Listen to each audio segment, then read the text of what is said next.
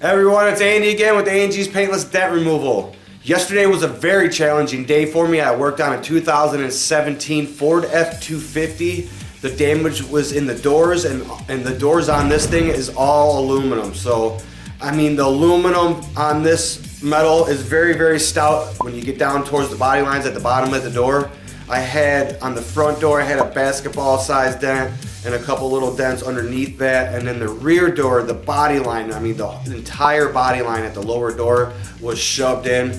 I mean, that lower door took me a day in itself to repair. My shoulder is killing me. But let me show you how this repair turned out.